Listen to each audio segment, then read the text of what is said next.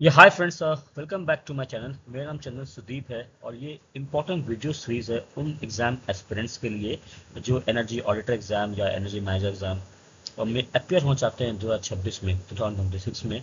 ये important video series मैंने बना रहा है। ये 11th वीडियो है।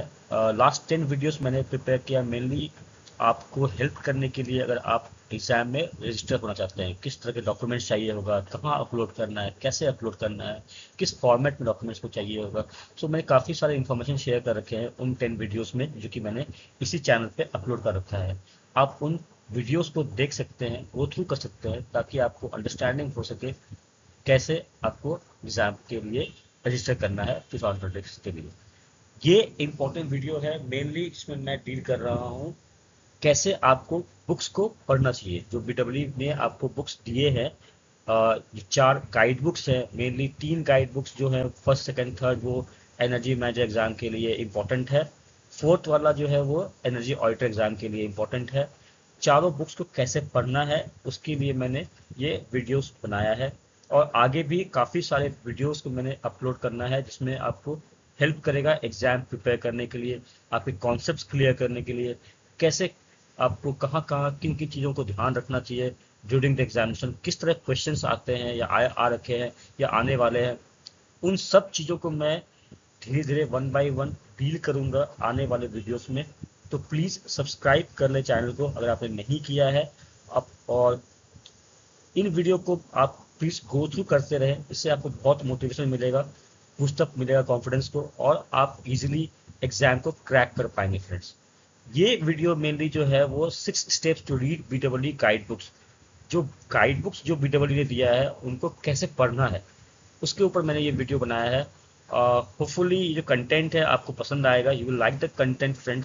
और चलते हैं, स्टार्ट करते हैं अपना वीडियो को।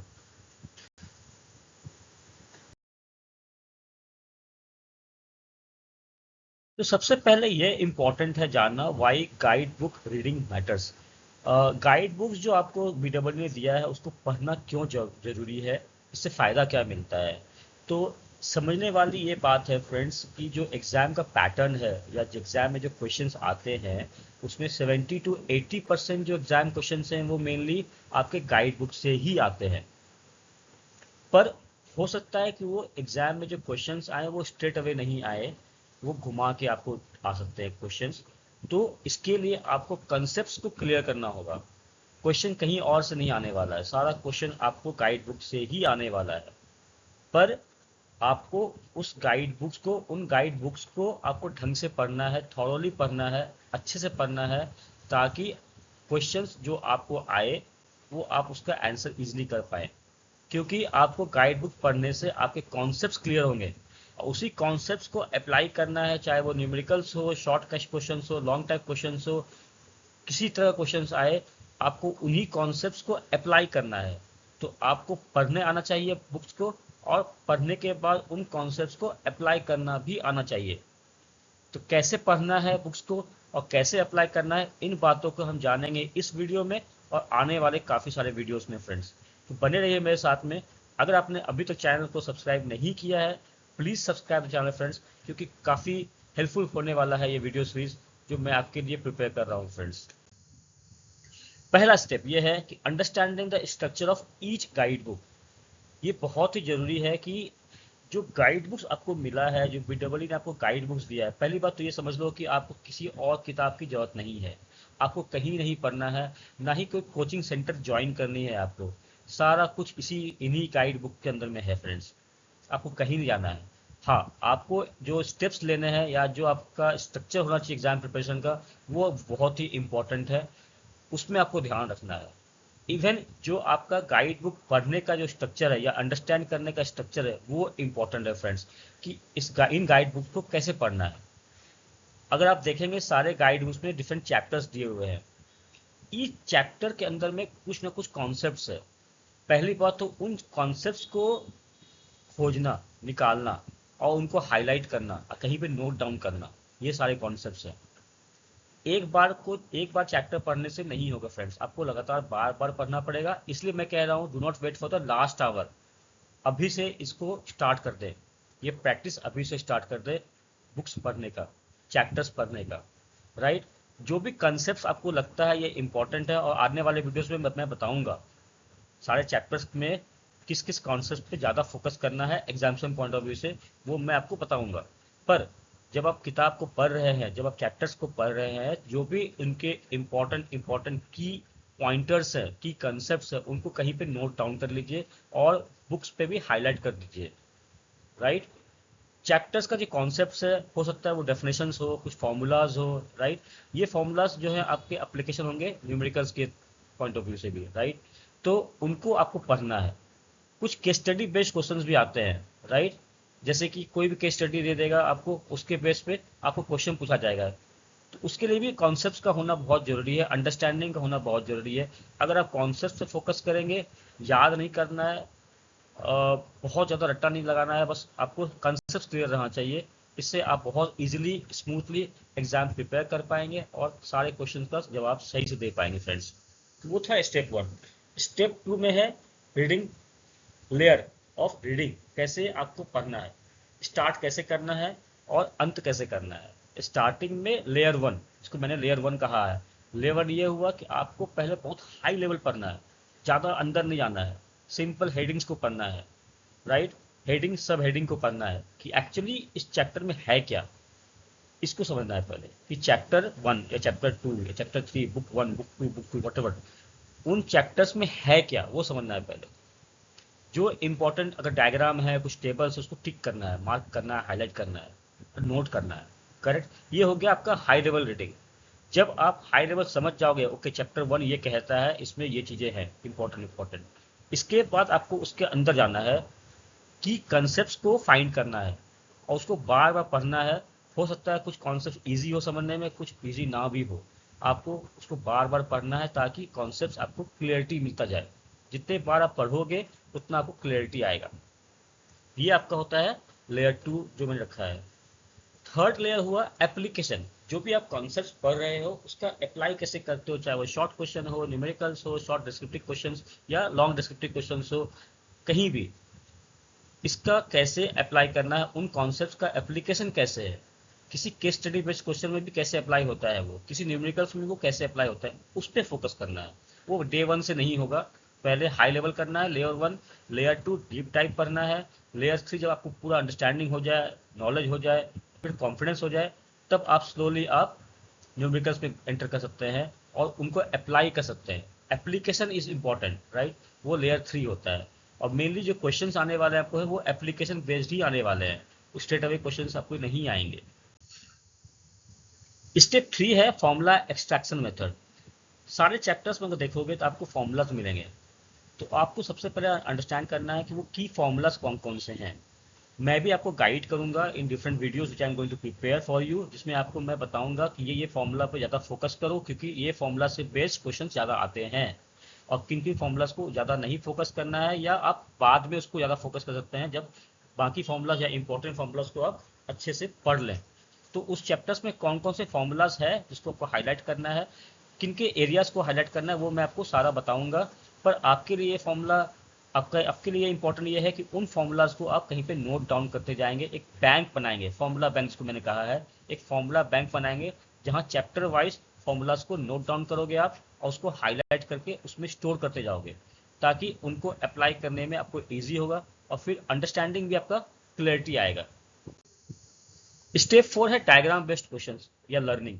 बहुत सारे क्वेश्चंस आए हैं पहले एग्जाम में जहां पे बीडब्ल्यू आपको एक डायग्राम दे देगा जो कि इनकम्प्लीट रहेगा, उसको बोलेगा कंप्लीट करने के लिए, या कंप्लीट डायग्राम भी रहेगा, उसके ऊपर क्वेश्चंस रहेंगे आपको, करेक्ट। या आपको डायग्राम बनाने भी दे सकते हैं वो, कि आप डायग्राम बनाओ और एक्सप्लेन करो।